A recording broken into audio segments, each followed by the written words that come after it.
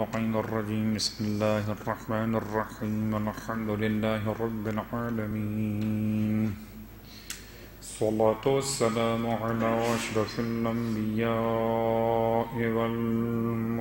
والمرسلين سيدنا أبي القاسم محمد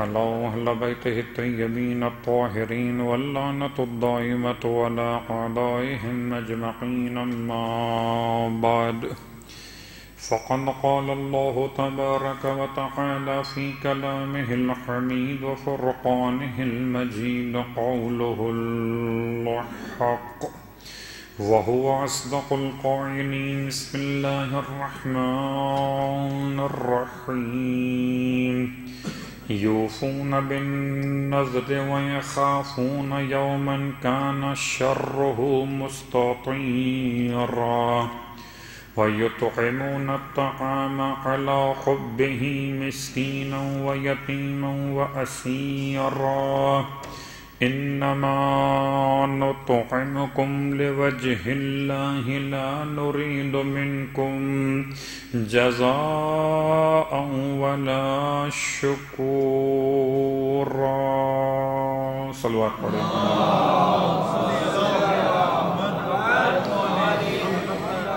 تمام تعریفیں اس خدائے بزرگ و برتر کے لیے جو کائنات کا خلق فرمانے والا اور تمام ہدیہ درود و سلام و نزوات مقدسات کے لیے جو باعث خلقت کائنات بھی اور اشرف موجودات بھی الحمدللہ الذی جعلنا من المتمسکین بالقرآن العظیم وجعلنا من المتمسکین بولایت علی ابن ابی طالب علیہ السلام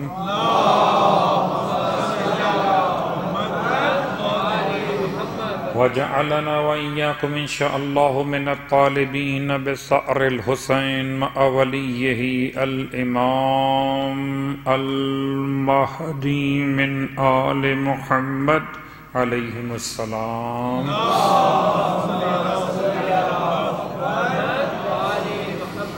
اما بعد شکر خداوند متعال کہ ایک مرتبہ پھر مجھے اور آپ کو خدا نے یہ شرف عطا کیا کہ ہم نے حالت اسلام میں صبح کی حالت ایمان میں اور روزے کو مکمل کیا خدا کے لطف و کرم کے ساتھ اور روزے کی عبادت کے ساتھ فرش ولائے آل محمد پر تفسیر قرآن کے لیے حاضر خدمت ہوئے اس مقدر پر کیوں نہ شکر خدا ادا کیا جائے کیونکہ یہ مقدر زور بازو نیست یہ خود سے نہیں بنا لیا ہے کسی نے عطا کیا تو مل گیا ہے شکر خدا ہی کے عنوان سے بات کو آگے بڑھاتے ہوئے چونکہ آج ہمارا عنوان روزانہ ایک مستحب نماز کے عنوان سے کوئی ایک خاص نماز کی طرف متوجہ کرنا اپنے آپ کو بھی اور آپ کو بھی کہ بہرحال ماہ مبارکہ رمضان میں بڑا اچھا موقع میسر ہے کہ نماز کے لیے انسان آمادہ خاطر ہے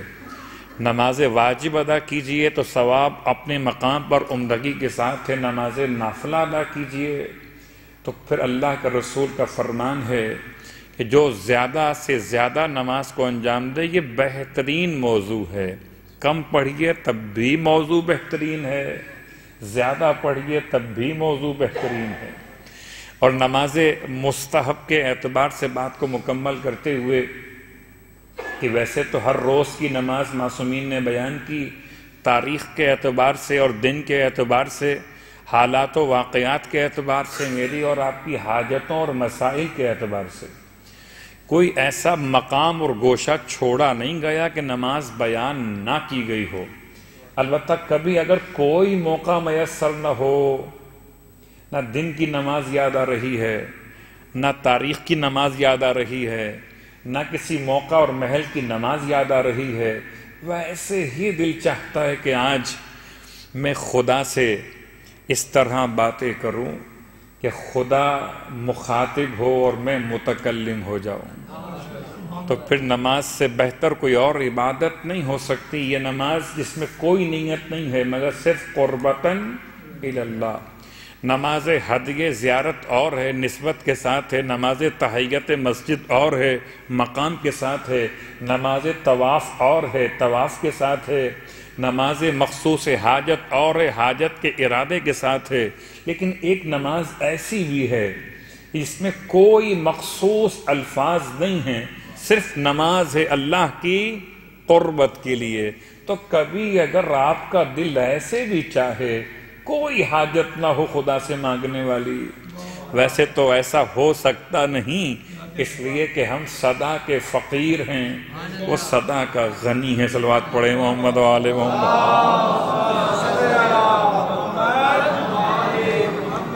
اور جب لفظ فقیر کہا جاتا ہے لوگ اس سے برا سمجھتے ہیں. فقیر کا مطلب وہ ایک ذہن میں نقشہ آتا ہے کہ جی کپڑے پھٹے ہوئے ہوں گے، ہاتھوں پر مٹی لگی ہوگی، دروازے پہ کھڑا ہوا تنگ کر رہا ہوگا، اسے فقیر کہتے ہیں. نہیں، فقیر کا مطلب مانگنے والا نہیں ہے، مانگنے والا سائل ہوتا ہے.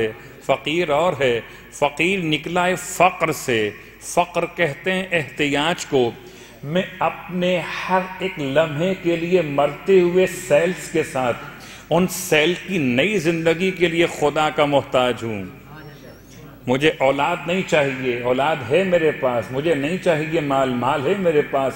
مجھے اپنی جسم کی توانائی کے لیے ہر لمحے رحمت خدا کی حاجت تو ہے، اس لیے میں سدا کا محتاج ہوں، وہ ہمیشہ کا بے نیاز ہے.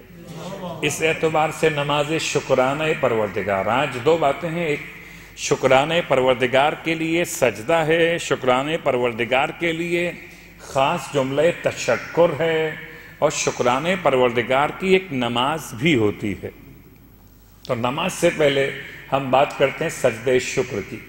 سجدہ شکر کیا ہے، یہ کیسے کیا جانا چاہیے، ایک پوری بحث ہے کہ اس کا وقت کیا ہے.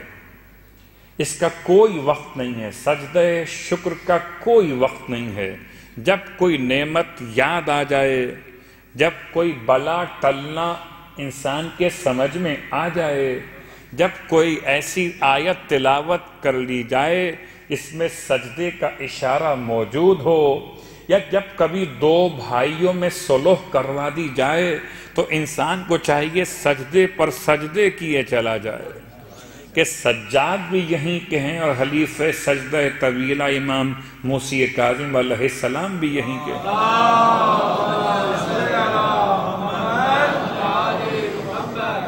یہ خالی معصومین کا ہی ایک خاص طور امتیاز محدود نہیں ہے، بلکہ معصوم کے چاہنے والے خالص مومنین نے بھی ایسے سجدے کیے ہیں. ابن امی عمیر کے بارے میں جملہ تاریخ میں ملتا ہے کہ وہ صبح کی نماز کے بعد سجدے میں سر رکھتا تھا. کبھی ایسا ہوتا تھا کہ زوال آفتاب پر سجدہ مکمل کرتا تھا. تو ایسا ہو سکتا ہے کہ کوئی ایسا مومن آپ کو ملے جو پورے دعائے جوشن کبیر سجدے میں پڑھ لے. تو سجدہ مخصوص نہیں، سجدے شکر کب کیا جائے، جب کبھی آپ کو کوئی نعمت خدا یاد آ جائے. کتنی بار یاد آتی ہے، اکتفا کر لیتے ہیں الحمدللہ کہنے پر. ٹھیک ہے، یہ بھی ٹھیک ہے، نہ ہونے سے ہونا بہتر ہے. اس سے بہتر ہے بہت اچھا ہونا، اور وہ بہت اچھا ہونا سجدہ شکر ہے. عام طور پر سجدہ شکر نماز کے بعد بھی کیا جاتا ہے. روایات مختلف ہیں. راوی نے سوال کیا امام جعفر صادق علیہ السلام سے کہ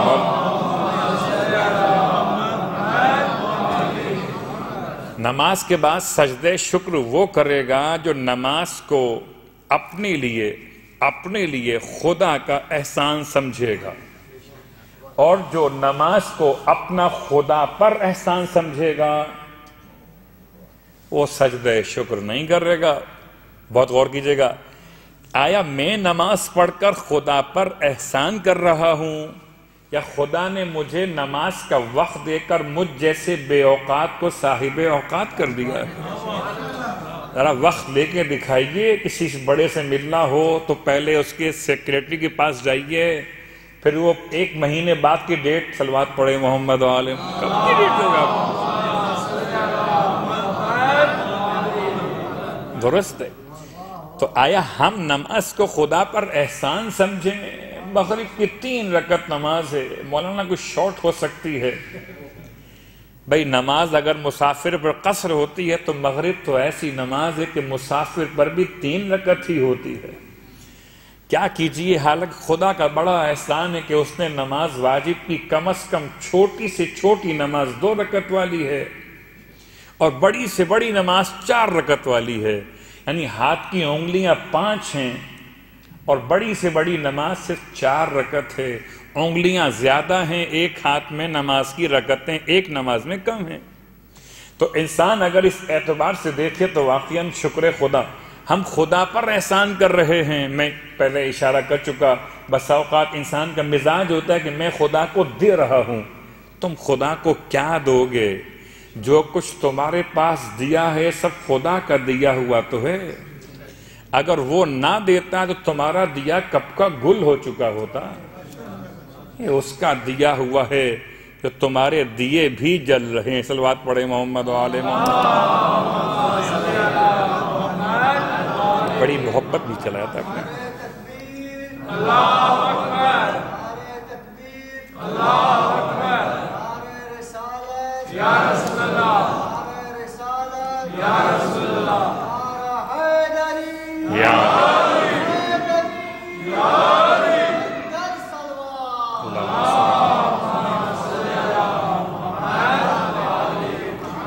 جو نماز کو اپنی ذات پر خدا کا احسان سمجھے اسے نماز کے بعد شکر کا سجدہ کرنا چاہیے۔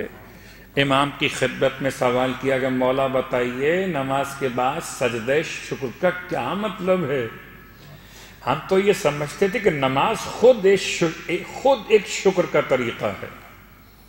نماز اگر شکر خدا ہے تو نماز نعمت خدا بھی ہے، ایک ہی وقت میں یہ نعمت بھی ہے اور شکر نعمت بھی ہے۔ شکر نعمت ہے مادی نعمتوں کے لیے اور نعمت ہے روحانی نعمتوں کے لیے۔ کیا مطلب؟ ہم کبھی کبھی اپنے جب گھر میں بچوں کو تربیت کے لیے جملہ کہتے ہیں تو جملہ استعمال کرتے ہیں کہ بیٹا رات کا جو کھانا کھایا تھا صبح کی نماز اس کا شکریہ ہے، جو دوپہر کا کھانا کھاتے ہو اس کا شکریہ ظہرین کی نماز ہے، جو رات کا کھانا کھاؤ گے اس کا شکریہ مغربین کی نماز۔ تو اس انداز سے اگر ہم بات کریں نعمت پروردگار کے شکریہ کی تو نماز خود شکریہ بھی ہے اور نماز خود نعمت پروردگار بھی ہے۔ راوی کہتا ہے مولانا نماز کے بعد شکریہ کی کیا ضرورت ہے؟ نماز ہو تو گئی، نماز میں سجدہ شامل تو تھا، اب اور سجدہ کیوں کیا جائے؟ امام فرماتے ہیں نماز کے بعد اس لیے سجدہ کرو کہ نماز کی خدا نے تمہیں توفیق عطا کی، اس کی خدمت میں کھڑے ہوئے۔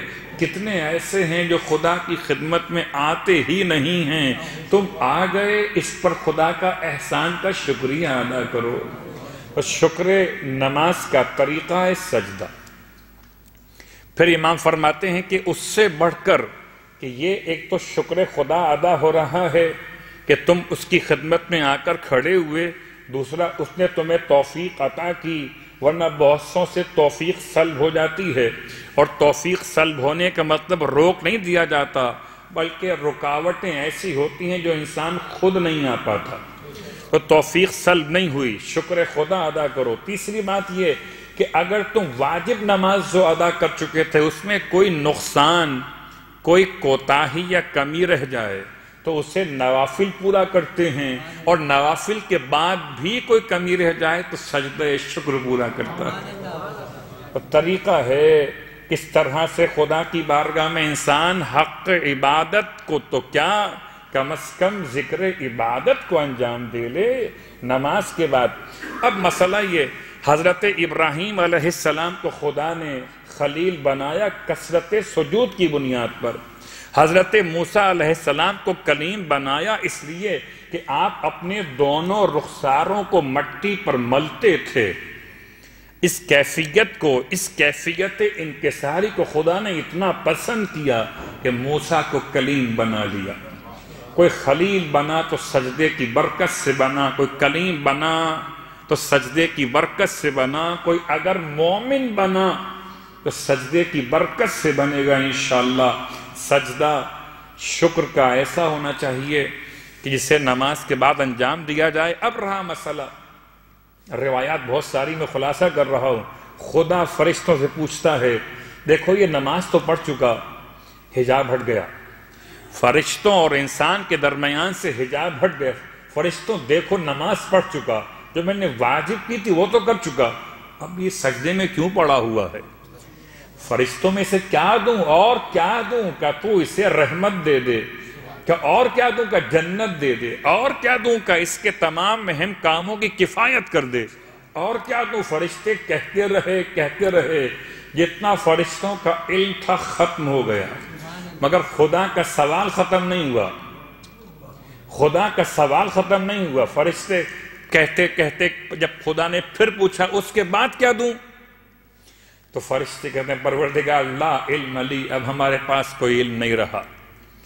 تو خدا کہتا ہے فرشتے جو تم نے کہا وہ بھی اسے دیتا ہو، اسے قیامت میں اپنے سائے کے اندر اٹھاؤں گا، اور اس سے بڑھ کر میں خود اس کے شکریہ کو قبول کرتے ہوئے اس کا شکریہ ادا کرتا ہوں۔ عجیب جملہ ہے، عجیب جملہ ہے، اس کو کہنا چاہیے قبولیت تشکر کی کیفیت کیا ہے۔ مثال دیتا ہوں، کبھی کوئی اگر آپ کو شکریہ ادا کرے کہ آپ نے مجھے پانی پلایا ہے اور اتنی محبت سے کرے، تو آپ بے ساختہ کہتے ہیں بھائی آپ کا بھی شکریہ کہ آپ نے اظہار محبت کیا۔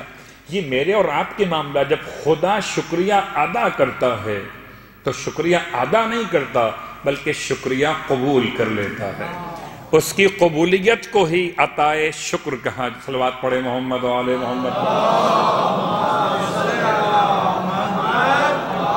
سجدہ شکر کا مسئلہ ذرا سا اور واضح کر دوں۔ رہا ایک مسئلہ کہ سجدہ شکر ایک ہے یا دو ہیں، اور اگر دو ہیں تو درمیان میں تاخیر مستحب ہے یا نہیں، یا سجدہ شکر کا وقت کیا ہے نماز کے بعد۔ عام طور پر بعض برادران آپ دیکھتے ہیں کہ نماز واجب ختم ہوئی اور فوراً سجدے میں چلے گئے، سجدہ شکر میں چلے گئے۔ یہ مناسب نہیں ہے روایات کی روشنی میں، یا یہ ترتیب نہیں ہے۔ مناسب تو سجدہ ہے، مناسب ہے، ترتیب نہیں ہے۔ ترتیب اگر غلط ہو جائے تو ذائقہ کبھی کبھی خراب ہو جاتا ہے۔ کب کیا ڈالنا ہے یہ تو پکانے والے کو پتہ ہے، تو کب کیا پڑھنا ہے یہ قبول کرنے والے کو پتہ ہے۔ نماز کے بعد کہتے ہیں علماء کہ درود افضل ہے۔ نماز کے بعد درود، اور درود کے بعد پھر تسبیح ہے جناب سیدہ فاطمہ الزہرا سلام اللہ علیہا، اور تسبیح سیدہ کے بعد پھر تعقیبات جو معصوم سے منقول ہیں، ہر وقت کے مشترک تعقیبات بھی اور مخصوص تعقیبات، ورنہ جو دعا آپ کو یاد ہو آپ کو پڑھنا ہو۔ اس کے بعد اب مسئلہ ہے کہ کیا ہم سجدہ پہلے کر لیں، سجدہ شکر، اور نوافل بعد میں پڑھیں، کیا نوافل پہلے پڑھ لیں سجدہ بعد میں کریں؟ تو نماز مغرب میں اور باقی نمازوں میں فرق ہے۔ نماز مغرب میں نافلہ پہلے پڑھیے، سجدہ شکر بعد میں کیجئے۔ باقی نمازوں میں سجدہ شکر پہلے کیجئے، نوافل بعد میں پڑھیے، کیونکہ امام زمانہ علیہ السلام سے جو روایت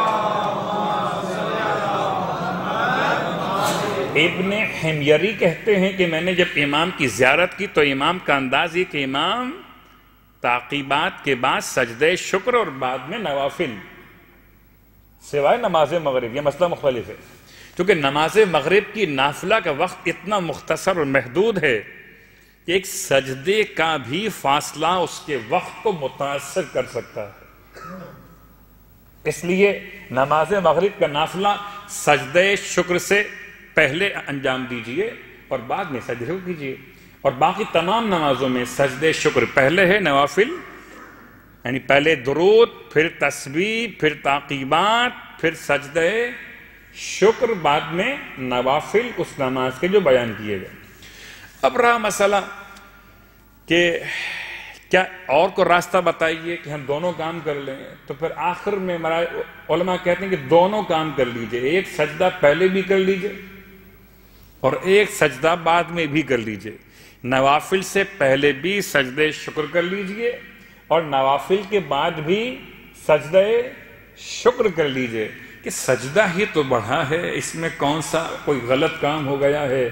خدا مجھے اور آپ کو ساجدین میں شامل کرے، ہم ساجدین ہوں تو ہمارا امام سید الساجدین۔ صلوات پڑھے محمد و آل محمد۔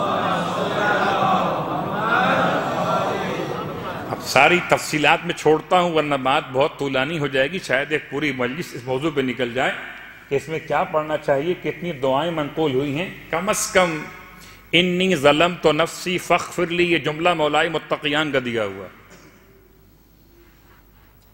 یا اللہ ہو، یا ربا ہو، یا سیدہ ہو، یہ جملہ امام موسی کاظم علیہ السلام کا دیا ہوا ہے۔ افن للہ، افن للہ، افن للہ، یہ جملہ امام صادق علیہ السلام کا دیا ہوا ہے، مختلف روایتوں سے خلاصہ۔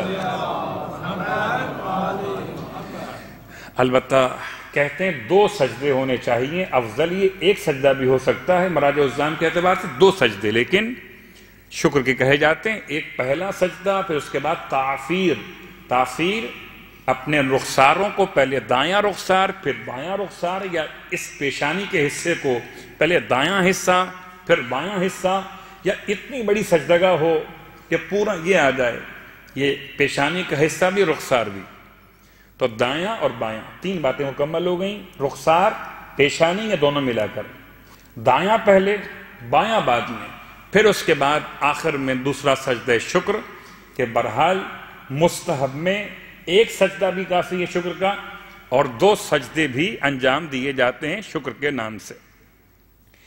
یہ تو بات سجدے شکر کی چلی اور کہاں تک پہنچ گئی۔ اب رہا مسئلہ نماز شکر پروردگار، یہ نماز کون سی ہے؟ کہ یہ نماز ہے 2 رکعت نماز، جس کو نماز شکرانہ ادا کرتا ہوں قربتاً اللہ کی نیت سے انجام دیا جائے۔ رکعت اول میں الحمد کے بعد جو سورہ آپ چاہیں پڑھ لیجئے، کوئی سورے کی قید نہیں ہے۔ رکعت دوم میں الحمد کے بعد جو سورہ چاہیں پڑھ سکتے، قید نہیں ہے۔ البتہ افضل انا انزلنا رکعت اولا کے لیے اور رکعت دوم کے لیے سورہ اخلاص سے بہتر کوئی اور سورہ بیان نہیں ہوا۔ مکمل نماز لیکن رکوع و سجود میں رکعت اول میں آپ کو پڑھنا ہے الحمدللہ شکرا و حمدا 3 مرتبہ، 3 مرتبہ رکوع میں، 3 مرتبہ دونوں سجدوں میں ان کے اذکار کے بعد، الحمدللہ شکرا و حمدا، الحمدللہ شکرا و حمدا۔ اس کے بعد رکعت دوم میں رکوع و سجود میں الحمدللہ الذی اعطانی مسئلتی واستجاب دعائی، اعطانی اعطیناک الکوثر والا، الحمدللہ الذی اعطانی مسئلتی واستجاب دعائی، حمد ہے اللہ کی جس نے میرا سوال مجھے پورا عطا کر دیا اور میری دعا قبول کر لی ہے۔ یہ 3 دفعہ جملہ رکوع اور سجود میں ان کے اذکار کے بعد، اس نماز کا نام ہے نماز شکرانے پروردگار۔ اگر یہ طریقہ یاد نہ رہے تو پھر کم از کم 2 رکعت نماز اسی نیت سے بطریق نماز فجر پڑھ لیجئے کہ خدا شکریہ قبول کرنے والا قدردان۔ صلوات پڑھے محمد و آل محمد۔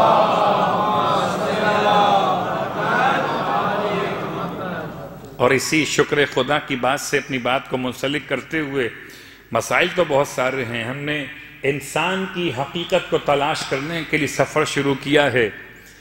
سورہ مبارکہ انسان حل عطا علی الانسان سے اور ابرار تک پہنچے ہیں۔ ابرار انسان کامل کی بہترین شناخت اور مثال، مگر انسان کامل تک کا سفر طے کرتے ہوئے انسان کی حقیقت کیا ہے، انسان کی تعریف کیا ہے، انسان کے مسائل کیا ہیں، کون کون سے مکتب درمیان میں آئے، کیسے کیسے نظریات قائم کیے گئے، مکتب عشق کی بات کیجئے، مکتب عقل کی بات کیجئے، مکتب انتفاع کی بات کیجئے، یا اس مکتب کی بات کیجئے جو کہتا ہے کہ مکتب بس وہ ہے جو طاقت کے بل پر ہو۔ 4 قسم کے مکاتب ہائے فکر دنیا کے فلاسفہ کی نگاہ میں، دنیا کے صاحبان علم کی نگاہ میں، بہرحال ایک اپنے انداز پر آغا جوادی عاملی کی بات اگر کیجئے تو وہ ان کے دروس میں جو انسان کی تعریف کی گئی اس میں 4 گہانہ انسان کو بیان کیا گیا۔ انسان کیا ہے؟ مادی بھی ہے، مثالی بھی ہے، عقلی بھی ہے اور الہی بھی ہے۔ انسان کیا ہے؟ انسان کے سراپا عقل ہے، انسان کے سراپا جذبات ہیں، انسان کے سراپا خواہشات ہیں۔ مکتب عقل، عقل کے مکتب والے کہتے ہیں کہ بس جو عقل کہے وہ کر لو۔ بظاہر تو بات بڑی اچھی لگتی ہے کہ صاحبان عقل کا مکتب زیادہ بلند ہوگا، لیکن وہ کہتے ہیں عقل کے تابع رہو، عقل ہی انسان کے لیے حکم دینے والی، عقل سے بلند کوئی نہیں ہے۔ ایک مکتب وہ جو کہتا ہے عقل انسان کے لیے حجت ہے۔ میں یہاں جملہ رک کر کہتا ہوں، ایسے لوگ مل جائیں گے جو اس اشتباہ کا شکار ہوئے کہ بس جو عقل میں آئے وہی شریعت ہے، اور جو عقل میں نہ آئے وہ شریعت نہیں ہے۔ اس کا مطلب ہے کہ میری شریعت میری عقل بناتی ہے، جو عقل نہ بنا سکے وہ شریعت نہیں ہے۔ تو میں نے اپنی عقل کا کلمہ نہیں پڑھا، میں نے محمد مصطفیٰ کا کلمہ پڑھا۔ کیا پڑھا ہے میں نے کلمہ کس کا پڑھا ہے؟ کلمہ میں نے یہ تو نہیں پڑھا کہ میں اپنی عقل کا کلمہ پڑھتا ہوں، ایسا تو نہیں ہے۔ میں نے کلمہ پیغمبر کا پڑھا ہے۔ تو ایک مکتب ایسا ہے جو انسان کو محدود کر رہا ہے کہ بس جو عقل کہے، جو فکر میں آئے بس وہ کرو۔ دوسرا مکتب کہتا نہیں، عقل سے صرف عقل سے گزارا نہیں ہوتا، عقل تو اعضائے بدن میں سے ایک عضو کا نام ہے۔ ہم بات کرتے ہیں کس کی؟ کہ عقل سے آگے ایک عشق ہے۔ یہ مکتب بھی خطرناک ہے، آسان نہیں ہے۔ میں جو مکاتب ذرا سے اشارے کر رہا ہوں یہ شہید مرتضیٰ مطہری کلمات کو مکمل کر رہا ہوں۔ مکتب عشق کیا ہے؟ مکتب عشق یہ ہے کہ انسان سمجھتا ہے کہ کوئی ایک اور طاقت ہے کہ جو عقل کے علاوہ ہے، اور یہ طاقت کون سی ہے؟ یہ طاقت وہ ہے کہ جو انسان کو بسا اوقات عقل سے آگے لے جاتی ہے۔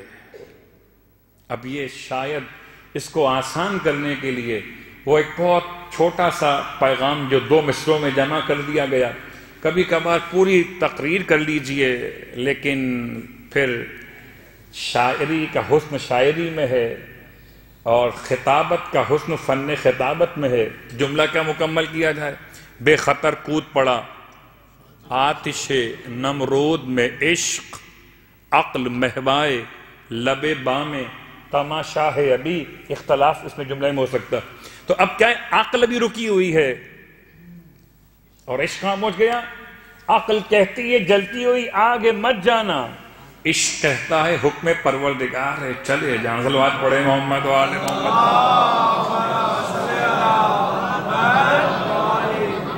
مگر عشق کس سے؟ خدا سے یا خودی سے؟ یہ مکتب اس طرف بہک گیا، کہتا ہے اگر انسان کامل ہو جائے تو ایک وقت میں خود انسان بھی اور خدا بھی ہے۔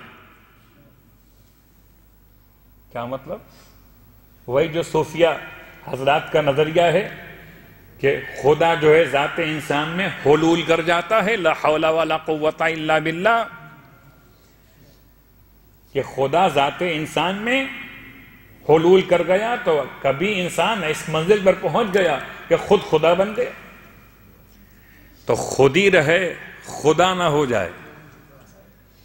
مکتب عشق میں ایک منزل ایسی بیان کی گئی کہ انسان اپنے ذات کو پہچانتے ہوئے تلاش کرتے ہوئے اس منزل پر آ گیا کہ اپنے آپ کو ہی سب کچھ سمجھ لیا۔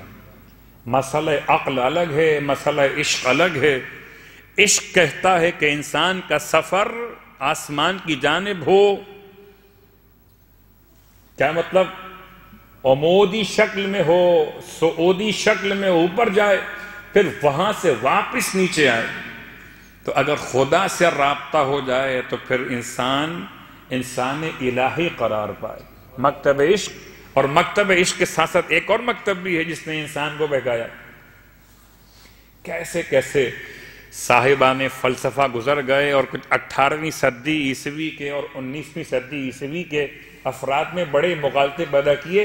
قدیم یونان نے کیا کہا تھا؟ حکمت کی باتوں میں حکیم کسے کہا تھا؟ صاحب عقل کسے کہا تھا؟ اس کے بعد اس نظریے کو آگے بڑھاتے ہوئے موجودہ افراد نے اس نظریے کو اس طرح مکمل کیا کہ نہیں، ایک مکتب اور ہے۔ وہ مکتب کیا ہے؟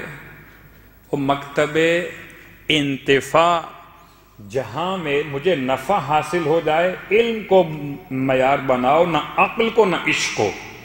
ایک مکتب وہ والا ہے انتفاع۔ چوتھا مکتب وہ ہے جو انسان سے کہتا ہے مکتب اصلاً وہ ہے جو حق، یعنی زور، طاقت، اقتدار۔ جو طاقت ہے وہ حق ہے، جو طاقت ہے وہ حق ہے۔ الٹا نہیں چاہیے، جو حق ہے وہ طاقت نہیں، جو طاقت ہے وہ حق ہے۔ اسی بنیاد پر جرمن کا ایک فلسفر کہتا ہے، نتشے اس کا نام ہے، کہتا ہے یہ دین جو ہے یہ کمزوروں نے خود سے بنا لیا ہے۔ وہ کہتا ہے کمزوروں کو تو ہونا ہی نہیں چاہیے، جو کمزور ہے اس کے تو پتھر مار کے ختم کر دو۔ یہ ہے کیوں؟ صلوات پڑھے محمد و آل محمد۔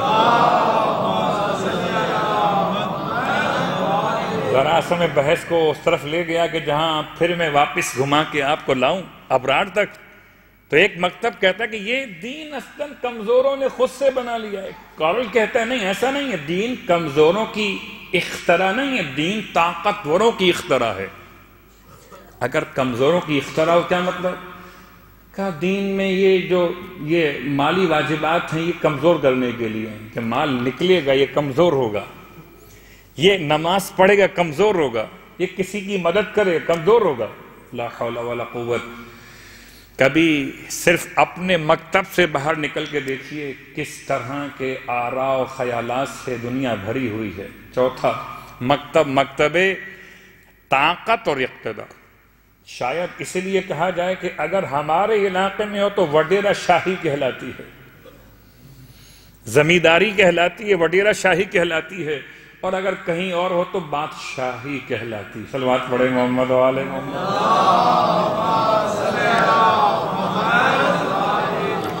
جس کی لاٹھی اس کی بھینس، یعنی جس کے پاس طاقت وہی حق ہے، جس کے پاس طاقت نہیں وہ باطل ہے۔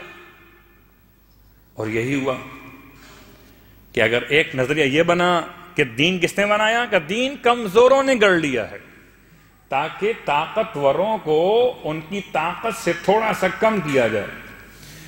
کال کہتے نہیں، ایسا نہیں ہے، یہ دین اصلاً جو بنایا ہے، اختراع ہے، یہ طاقتوروں کی ہے کہ تاکہ اپنی طاقت کو مزید مضبوط کیا جائے۔ اور شاید اسی بنیاد پر جو دین ملوک ہے وہ دین عوام بن گیا، جو بادشاہوں کا دین ہے وہ دین عوام ہو گیا، جو بادشاہ کا ہے وہ حق ہے۔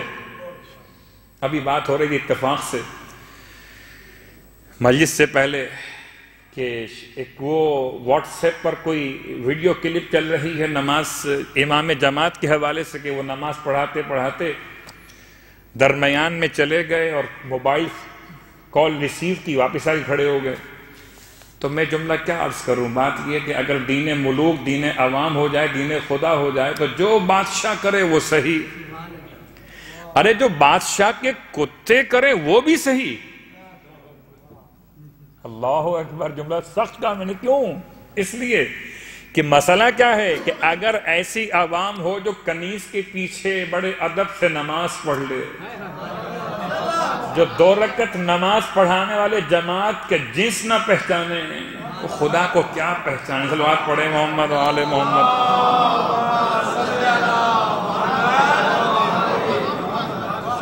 بڑے با ادب ہیں، بڑے مؤدب، کیونکہ دین ملوک دین عوام بنا ہوا ہے۔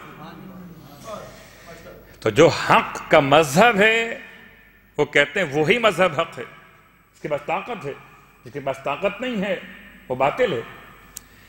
تو یہ تمام مکاتب ہائے فکر ہیں۔ ابھی ہم لفظ کامل انسان پر اخلاق کی بات کو مکمل کرتے ہوئے آگے بڑھیں گے، لیکن ان الابرار یشربون من کاس کان مزاجھا کافورا، ہم نے یہ بات بیان کر دی کہ نیک افراد کون، کہ جن کے لیے خدا نے انتظام کیا پینے اور پلانے کا۔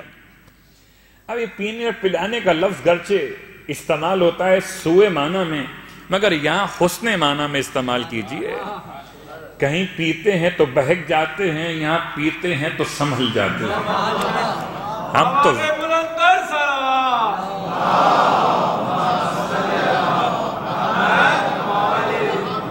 کلو مسکر حرام ہے نا، لیکن جو مسکر نہ ہو، اور مسکر تو وہاں پر ہے جہاں، یہاں تو کیفیت وہ ہے کہ ولایت کی ایسی میں پی جاتی ہے کہ انسان اپنے نفس پر اپنے مولا کو حق کے تصرف دے دیتا ہے۔ اگر یہ ولایت کی میں پی لی جائے تو 14 پلانے والے ہیں، پرواہ مجھ کو کیا، بتلائے دیتا ہوں تجھے میں خانوں کا پتہ، بطحا و کاظمین و خراسان و سامرا، ایک کربلا میں ایک میرا ساقی نجف میں پورا ایک جملہ مکمل کر دیا۔ کیسے کیسے انداز ہیں وہ، کبھی کبھی شعراء جو باتیں بیان کرتے، کیا میر دبیر کی بات کی جائے، کیا میر انیس کی بات کی جائے، واقعاً ایک ایک جملے میں پورا پورا پیغام لے آتے تھے۔ میں حیران تھا جب پہنچا کاظمین اپنے کاروان کو خدمت کرتے ہوئے، میں حیران تھا کہ میں ابھی نجف سے اور کربلا سے ہو کر پہنچا ہوں، کاظمین کے لیے دلوں کو کیسے مائل کیا جائے۔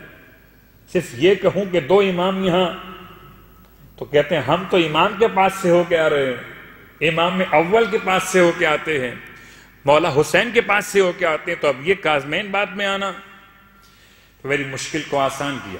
مرزا دبیر کے جملے میں کہتے ہیں قالب نجف میں روح رواق حسین میں، قالب نجف میں روح رواق حسین میں، آنکھیں رضا کے روزے پہ دل کاظمین میں۔ صلوات پڑھے محمد و آل محمد۔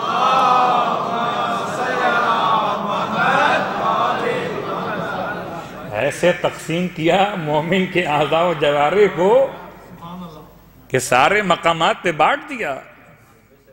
تو ان الابرار یشربون، ابرار کون؟ نیک عمل کرنے والے، اور نیک عمل کرنے والوں کی ایک پہچان کہ وہ جب کوئی عہد خدا سے کر لیں، کوئی منت خدا کی بارگاہ میں مان لیں تو منت کو پورا کیا کرتے ہیں۔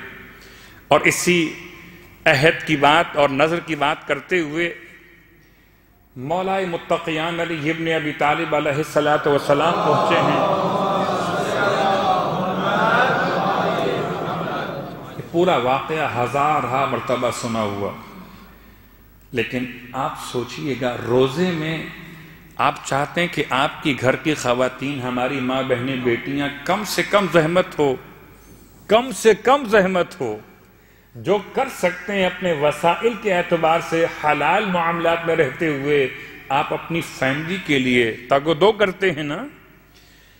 کیسا عظیم گھرانہ ہے کہ سیدہ کونین چکی چلائیں گی روزے کی حالت میں، اور روزے کی حالت میں چکی چلانا عرب کی گرمی، اور پیسنا کیا ہے؟ جو۔ شاید گندم پیسنا آسان ہے، گندم ذرا مہنگا غلہ شمار ہوتا تھا اس زمانے میں، اور جو ذرا سستا ہوتا تھا کہ وہ حیوان بھی، یعنی اتنا عام سا غلہ تھا کہ جو حیوان کے آگے بھی ڈالا جاتا تھا، جو اتنا زیادہ وہ عام قیمت پر تھا، وہ جو بھی مولا نے ادھار لیے ہیں۔ بعض روایات کہتی ہیں کہ آپ ساتھ میں روئی اس کو کاٹنے کے لیے ساتھ میں لے کر آئے کہ اتنی روئی کاٹی جائے گی تو اتنا غلہ اس کی قیمت اجرت قرار پائے گا۔ تو یہ کام بھی کرنا ہے کہ پہلے وہ غلہ اجرت کے طور پہ اپنی ملکیت شمار ہو، پھر وہ جو پیسے جائیں، اور پیسنا بھی آٹا بنانا ہے، اور آٹا بھی ایسا، اللہ اکبر۔ خیر میں کیا جملہ عرض کروں کہ واقعاً کیا یہ شجاعت علویہ ہے کہ ہر میدان جہاد میں، ہر خدا کی بارگاہ میں جو جہاد کیا، اس میں آپ نے کسی کافر کو کبھی ایسا مارا ہی نہیں کہ تلوار ترچھی پڑی ہو۔ ہمیشہ تلوار ایسی پڑی کہ اگر عرض میں ہے تب بھی برابر کاٹا، طول میں ہے تب بھی برابر کاٹا، جو کافر کو بھی انصاف سے کاٹے۔ وہ کتنا بڑا صاحب انصاف ہوگا. وہ طول میں اور عرض میں دونوں برابر. تو کیا یہ صرف شجاعت علویہ ہے، دست حیدری کا کمال ہے، یا وہ روٹی میں کوئی کمال ہے جو سیدہ نے اپنے ہاتھ سے تیار کر کے روز مولا کی خدمت میں پیش کیے؟ مگر یہ روزہ، اور روزے کی حالت میں آپ نے پہلا دن مکمل ہوا، اور میں آہستہ آہستہ ہر دن، دیکھیں روزہ جب میں اور آپ رکھتے ہیں تو میری اور آپ کی کیفیت افطار کے وقت ذرا سا کچھ چڑچڑا پن ہو جاتا ہے، معاف کیجیے گا. اگر کسی کے مزاج پہ یہ جملہ گرا نہ گزرے، میں اپنے لیے کہتا ہوں جی مجھ جیسا روزہ رکھا، اللہ پر بڑا احسان کیا ہے. اس کے بعد یہ بھی نیت ہے کہ پیٹ بھی کم ہو گیا ہے، یہ بھی نیت ہے کہ جنت بھی مل جائے. چاہتے کیا ہے بھائی؟ خیریت تو ہے. روزہ مادی اعتبار سے ہے کہ معنوی اعتبار سے ہے؟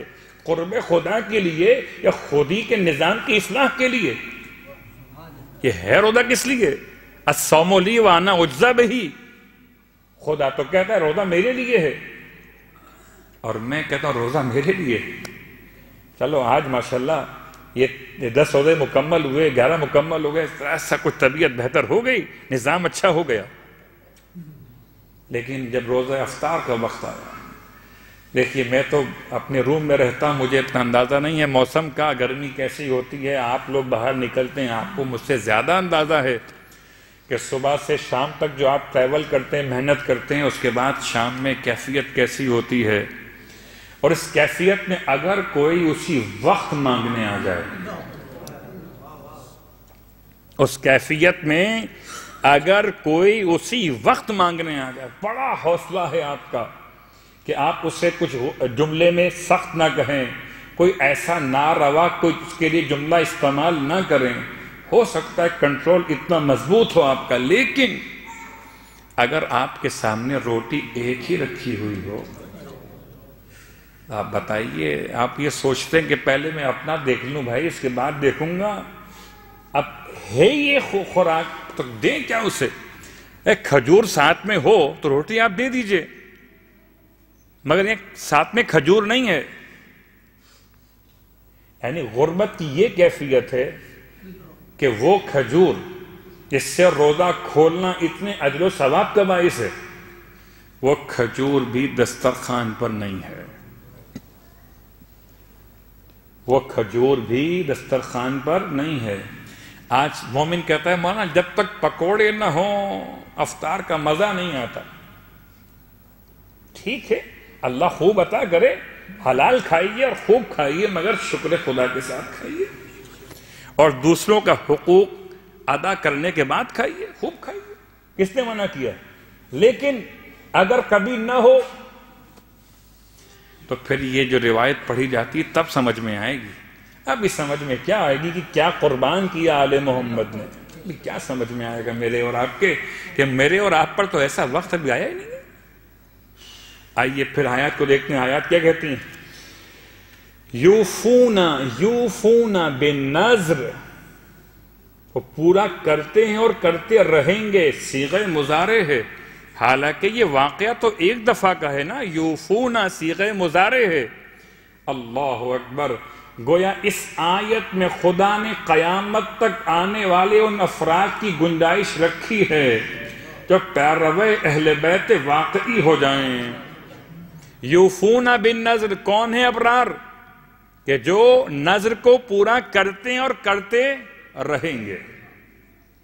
یوں کہہ لیجئے، وسعت لیتے ہوئے یوں کہہ لیجئے، آپ اگر کوئی اہل بیت سے منت مان لیں ان کی بارگاہ میں، تو قسم خدا سید محمد کا نام ہو، کہ جناب ام البنین کا حوالہ ہو، کہ جناب شہزادے علی اصغر کی بات ہو، یا امام موسی کاظم باب الحوائج کی بات ہو، کسی امام کو وسیلہ بناتے ہوئے اس سے اگر آپ اپنا ارتباط قائم کیجئے. یوفون بالنذر، یہ تمام کے تمام وہ ہیں جو پورا کرنے والے ہیں. جو خدا سے کرتے ہیں وہ بھی پورا کرتے ہیں، اور جو ان سے لوگ امید لگائیں وہ ان کی امید کو بھی نہیں توڑتے. صلوات پڑھیں محمد و آل محمد.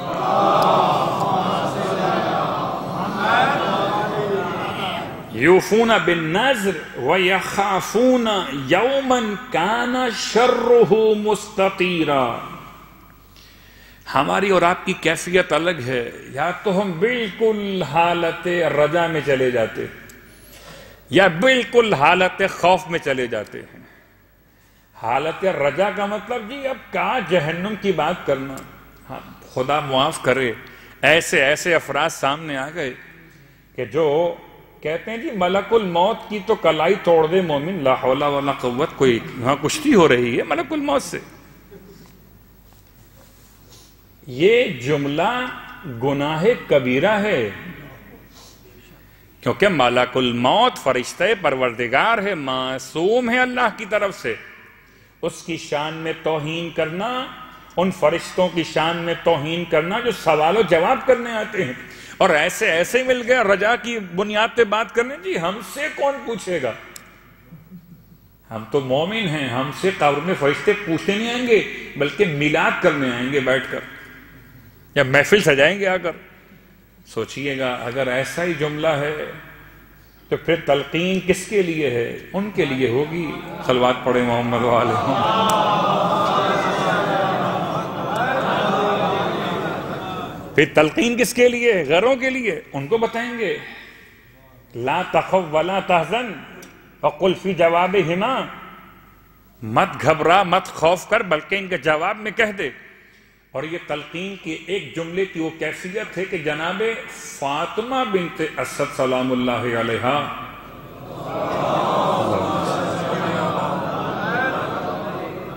مولائے متقیان کی والدہ محترمہ، ان کے بارے میں جملہ ملا کہ اللہ کے رسول نے بڑے اہتمام سے اپنی ان مادر مہربان کو، جن کو آپ نے اپنی ماں کے الفاظ سے یاد کیا، جب ان کو دفن فرمایا گیا تو آپ رکے رہے اور تلقین جو باہر سے کی جاتی ہے اس کی دلیل قائم کر دی. ورنہ منو مٹی کے نیچے آواز کیسے جائے گی؟ ہم اگر باہر سے آواز دیتے ہیں مرنے والے کو تو آواز جاتی ہے کہ نہیں جاتی؟ قبر تو پوری بند ہے. مٹی کے نیچے سلیب یا تختے یا لکڑی کے یا پتھر کی سلیبیں رکھی ہوئی ہیں، اس کے نیچے میت لحد کی شکل میں ہے، آواز جائے گی وہاں تک؟ اللہ کے رسول نے فرمایا ایک منزل پر ابن کی. لوگوں نے بعد میں پوچھا یا رسول اللہ یہ آپ نے کیا جملہ فرمایا ابن کی؟ اس کا مطلب کیا ہے؟ کیا فرشتے فاطمہ سے سوال کر رہے تھے؟ سوال خدا کے بارے میں ہوا، جواب دے دیا فاطمہ نے. سوال رسول کے بارے میں ہوا، جواب دے دیا فاطمہ نے. سوال مولا اور امام کے بارے میں ہوا تو حجاب محسوس ہوا کہ اپنے بیٹے کو اپنا امام کہنا، یا یہ واقعہ اعلان غدیر سے پہلے کے واقعات میں شامل، لا محالہ ایسے ہی ہے، تو ابھی اعلان نہیں ہوا ہے. تو اس لیے اللہ کے رسول نے ارشاد فرمایا ابن کی. آپ فرماتے ہیں میں ان سے کہہ رہا تھا کہ جب آپ سے سوال کرنے والے کر رہے ہیں کہ تیرا امام کون ہے تو کہیے میرا بیٹا میرا امام ہے. میرا بیٹا میرا امام ہے. اگر سوال و جواب مولائے متقیان کی والدہ سے بھی ہوں تو پھر میں اور آپ کس خیال میں ہیں؟ صلوات پڑھیں محمد و آل محمد.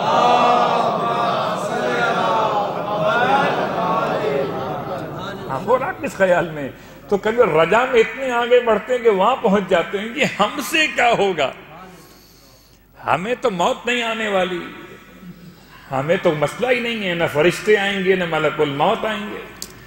اور کبھی خوف میں ایسے گر جاتے ہیں کہ بس اب تو خدا بخشے گا ہی نہیں، اب تو گناہ ایسا ہو گیا کہ اب تو مرے اور مر گئے اور ختم ہو گئے.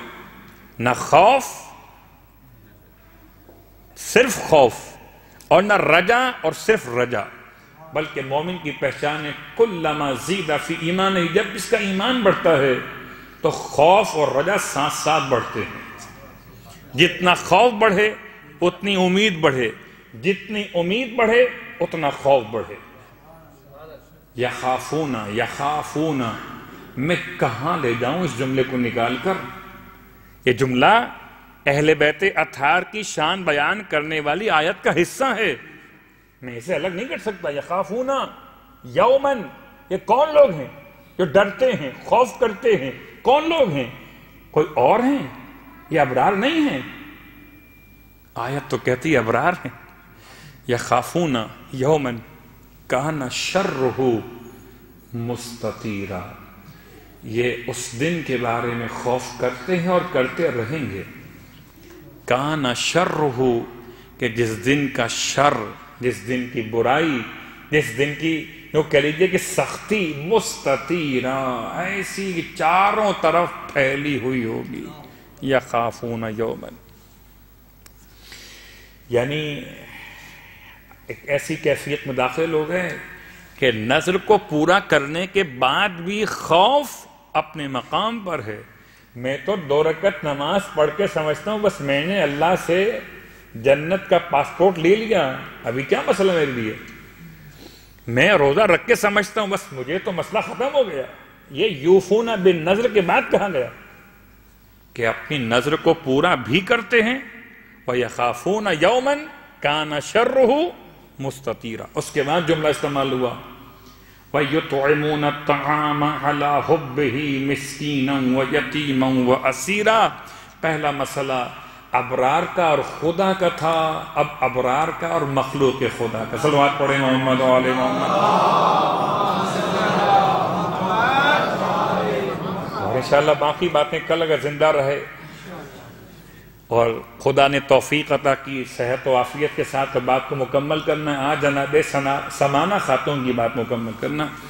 ہم ایک دن کسی ایک خاص امہات معصومین میں سے بہت تلاش کیا میں نے بیوی کے بارے میں. واقعاً ایسا ہے کہ تاریخ میں بہت سارے واقعات، بہت سارے حالات قلم بند نہیں ہو سکے، اور جن بیویوں کے زیادہ حالات نہیں ملتے ان میں امہات آئمہ بھی شامل ہیں. ان میں خاص جناب سمانہ خاتون، سین، میم، الف، نون اور گولتے. میں تلاش کرتا رہا کہ شاید کسی لغت میں خاص اس کے معنی مل جائیں، لیکن خاص معنی سمین کے ملے، سمنتن کے ملے، سمان کے ملے، مگر سمانتن کے معنی الگ سے نہیں ملے. عام طور پر یہ استعمال ہوتا ہے لغت کے لحاظ سے یا تو گھی اور روغنائی کے معنی میں، یا استعمال ہوا کسی ایسے وجود کے معنی میں کہ جو زیادہ صحت مند واقع ہوا، اس کو کہتے ہیں سمین. لیکن یہ لغت کا مسئلہ ہے. جسے آل محمد کی ماں بننے کے لیے منتخب کر لیا جائے پھر وہ سمانہ مطہرہ ہو جاتی ہیں. سمانہ کا تعلق مغربیہ سے، وہی علاقہ ہے جو اس سے پہلے آپ سنتے رہے. سمانہ مغربیہ یعنی اہل مغرب سے. اور آپ کے اسماء گرامی میں ایک اور نام سوسن خاتون، آپ کے ناموں میں سے ایک نام اور بیان کیا گیا. آپ کی 2 کنیتیں بیان ہوئیں. ایک ام الفضل نام ہے خاتون کا، وہ الگ ہے، یہ آپ کی کنیت ہے. ایک ہے ام الحسن. آپ کے 4 بیٹے خدا نے آپ کو دیے اور 4 بیٹیاں آپ کو دیں، تو بیٹوں میں ایک کا نام حسن، ام الحسن. اور ام الفضل اس بنیاد پر نہیں کہ فضل آپ کا بیٹا ہے، اس لیے کہ آپ فضیلتوں کی ماں ہیں.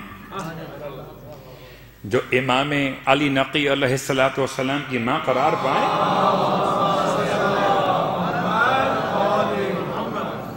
جو 10ویں امام کی والدہ قرار پائیں، ان کا مقام کتنا بلند ہوگا. امام تقی جواد کے نکاح میں آنے والی بیوی محترمہ محمد ابن فرج راوی کہتے ہیں مجھے امام جواد علیہ السلام نے بلایا. اب چونکہ اور کوئی ایسا ذریعہ موجود نہیں ہے، یعنی آپ کے بابا کو شہید کیا جا چکا ہے، آپ یتیم ہو چکے، بچپن سے آپ نے امامت کی ذمہ داری کو سنبھالا ہوا ہے، تو اب اپنے رشتے ازدواج کے لیے آپ نے خود راوی محمد ابن فرج کہتے مجھے بلایا مولا نے کہ جاؤ 70 دینار مجھے دیے کہ جا کر ایک مخصوص صفات والی کنیز کو خرید کے لاؤ. میں کبھی سوچتا ہوں کہ پروردگار تو نے کیا نظام بنایا. ہم تو خاندان کی بات کرتے ہیں، حسب نسب کی بات کرتے ہیں. کیا کوئی ایسا بھی ہو سکتا ہے کہ کنیزوں کی شکل میں آئے اور پھر امام کی ماں بننے کا مقام حاصل کر لے؟ اس کا مطلب دعوت فکر بھی ہے مجھے اور آپ کے لیے کہ ہو کوئی عمل میں اور عقیدے میں اتنا بلند اور کوئی اپنے آپ کو باوجود تمام تر ماحول غیر مسلم کے گناہوں سے ایسے بچا لے تو خدا اسے اس مقام پر پہنچا دیتا ہے. جو امام نے خود اپنی والدہ کی شان کو بیان کیا، یا روایت امام نقی علیہ السلام کی آپ کے بارے میں فرماتے امی، میری والدہ عارفتن بحقی، میری والدہ کون؟ جو میرے حق کو پہچاننے والی. امام جواد کے نکاح میں آئی ہیں، اور امام جواد کے نکاح میں آنے کے بعد یہ بڑا مشکل سا مسئلہ تھا کہ ام الفضل ایک سرکاری بیٹی اور ایک بازار سے خرید کر لائی جانے والی کنیز خالصتاً پروردگار کی کنیز. امام فرماتے ہیں امی، میری ماں جناب سمانہ خاتون عارفتن بحقی، میرے حق کو پہچاننے والی ہے. آپ فرماتے ہیں لا یقربها شیطان مارد، کسی سرکش شیطان نے قریب آنے کی ہمت بھی نہیں کی اس خاتون کے. ولا ینالها کید جبار عنید، اور نہ کسی ظالم کے مکر و فریب نے بی بی کے کسی وجود کو مس کیا. نہ شیطان کی قربت ہے، نہ کسی بادشاہ کے مکر و فریب کی قربت ہے. پھر کیا ہے؟ یہ کیا مقام ہے؟ مولا بتائیے آپ. عارفتن بحقی کا مقام یہ حیا بعین اللہ ہے، یہ اللہ کی نگاہوں میں رہی، حیا بعین اللہ ہے. کون سا اللہ؟ وہ اسے نیند نہیں آتی. امام کے جملے التی لا تاخذہ نوم، اسے نیند نہیں آتی، اس کی نگاہ میں رہیں. بس ایک جملہ کافی ہے، اگر خدا کی نگاہ میں لکڑی کی کشتی بنے تو نجات کی کشتی کہلائے نوح علیہ السلام، اور اگر خدا کی نگاہ میں کوئی خاتون محفوظ ہو تو پھر امام کی ماں. صلوات پڑھیں محمد و آل محمد.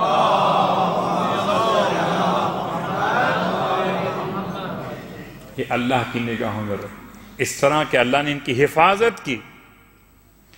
اور فرماتے ہیں وَلَا تَخْتَلِفْ عَنْ أُمَّهَاتِ الصِّدِّقِينَ وَالصَّالِحِينَ، اور یہ بالکل اس راستے سے مختلف نہیں ہیں جو صدیقین اور صالحین کی ماؤں کا راستہ ہے. امام کا یہ جملہ بتاتا ہے کہ سمانہ کا وہی مقام جو اس سے پیشتر تمام امہات معصومین کے مقامات ہیں. ہے یا لا تختلف، مختلف نہیں. جناب سمانہ خاتون کا خدا نے 4 بیٹے عطا کیے اور 4 بیٹیاں، اور 4 بیٹوں میں سے ایک کا نام محمد ہے، ایک کا نام حسن ہے، ایک کا نام موسیٰ مبرقہ جو کہلائے بعد میں مبرقہ موسیٰ، اور ایک میرے مولا امام علی نقی علیہ السلام ہے.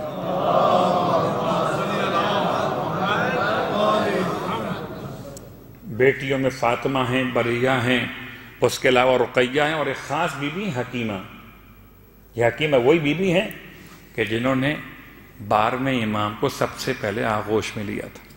اس کی بیٹی حکیمہ ہو وہ ماں خود کیسی ہوگی، اس کا بیٹا ہادی ہو وہ ماں خود کس مقام پر فائز ہوگی. لیکن عزیز و بات کو تمام کرتے ہوئے ایک طرف امام کی حالت غربت بیان کی جائے. 25 سال کے سن والا کو شہید کیا گیا. سب سے کم سن ہیں ائمہ اہل بیت اطہار کی جو وقت شہادت میں سن بیان کیے گئے، ان میں سب سے کم سن شہید ہونے والے 9 امام تقی جباد ہیں. واہ غربتا، میں کہوں گا مولا جب آپ کو شہید کیا گیا تو آپ کے جنازے کو اٹھایا گیا، آپ کو غسل و کفن دیا گیا. مولا آپ کو بغداد میں، آپ کو کاظمین میں آپ کے دادا کے جوار میں دفن کیا گیا، لیکن مولا ایک آپ کا جد مظلوم کربلا وہ بھی ہے جس کا لاشا 3 دن تک جلتی ہوئی زمین پر پڑا رہ گیا. یہاں تک کہ جب قافلہ گزارا گیا وہاں غربتا، کیسی کیفیت تھی۔ رونے والوں، خدا کسی بیٹی کو باپ کا وہ منظر نہ دکھائے۔ اے حکیمہ خاتون، آپ نے اپنے بابا کے شہادت کے منظر کو نہیں دیکھا، آپ کے بابا کو شہید کیا گیا ہے، بی بی فاطمہ اور رقیہ اور بریحہ، لیکن ہائے جناب سکینہ، کبھی اپنے بابا کے کٹے ہوئے سر کو دیکھا، کبھی لاش بے سر کو دیکھا، اور اس طرح دیکھا کہ روتی ہوئی چلی جا رہی ہے، آواز دیتی ہوئی جاتی ہے، بابا بلاتے کیوں نہیں، بابا بلا لیجئے۔ بابا سکینہ کے کانوں سے خون بہتا ہے، بابا خیام جل گئے، بابا راستہ سمجھ میں نہیں آ رہا، واپس کیسے جائے سکینہ۔ لاش حسین تڑپنے لگا، ارے ہائے کٹی ہوئی رگوں سے صدا بلند ہوئی، بنیا الیہ۔ رونے والوں جملہ یاد رکھیے گا، کبھی اگر آپ کے گھر میں اندھیرا چھا جائے، لائٹ اچانک بند ہو جائے، آپ کے بچے گھبرا جاتے ہیں، اندھیرے میں چلاتے ہیں، آپ کوشش کرتے ہیں کہ بچوں تک پہنچ جائیں، بچوں کو روک لیں کہ اندھیرے میں ٹکرا نہ جائیں۔ ہائے میرا مولا، سکینہ اندھیرے میں ٹوٹی ہوئی تلواریں پڑی ہیں، نیزوں کے ٹکڑے کہیں پاؤں زخمی نہ کر دیں، اس لیے صدا بلند ہوئی، بنیا سکینہ میرے قریب۔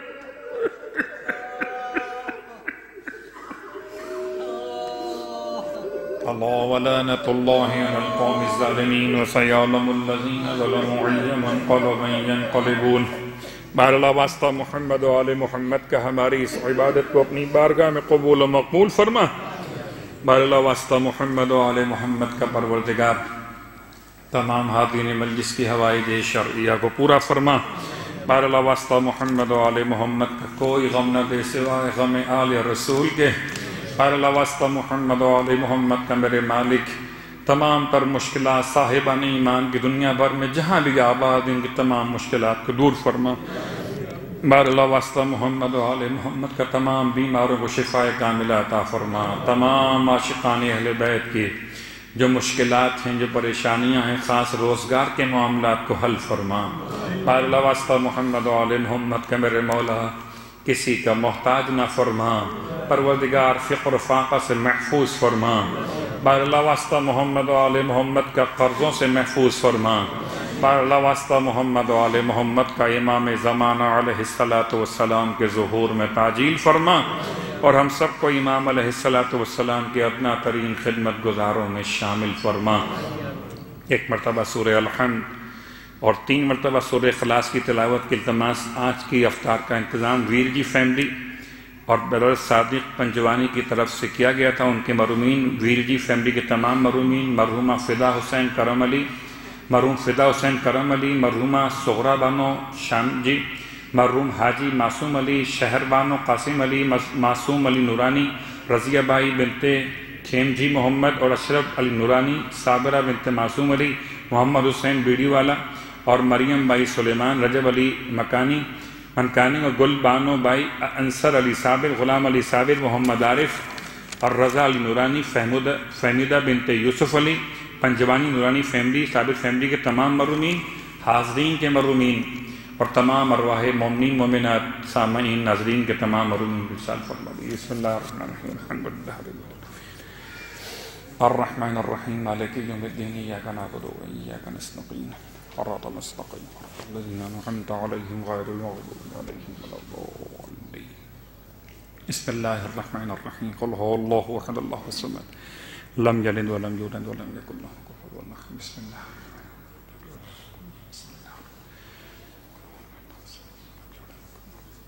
انشاءاللہ کل سے ایام 20 کی شب شروع ہو رہی ہیں، تو دعائے مجید کی تلاوت بھی انشاءاللہ مجلس کے فوراً بعد ہوگی، اور مجلس کے فوراً بعد دعائے مجید کی تلاوت کل پرسوں اس کے بعد 3 راتوں میں انشاءاللہ ہوگی منعقد۔ آپ سے شرکت کی خاص التماس، دعا میں بھی مجلس میں بھی، اور انشاءاللہ اس کے بعد پھر نماز قضاء عمری جماعت کے ساتھ انشاءاللہ آج بھی منعقد ہو رہی ہے، 2 رکعت 2 دن کی نماز، 2 دن کی نماز قضاء عمری انشاءاللہ آپ کی اپنی آسانی کے لیے آپ ایک دن کی پڑھنا چاہیں، آپ ایک نماز پڑھنا چاہیں، جو نماز آپ کی قضا ہوئی ہے یا آپ کی یا آپ کے مرحومہ والدہ یا والد کی، تو نماز قضاء عمری جماعت کے ساتھ 2 دن کی انشاءاللہ خدا میری اور آپ کی نمازیں قبول فرمائے برحمتک یا ارحم الراحمین۔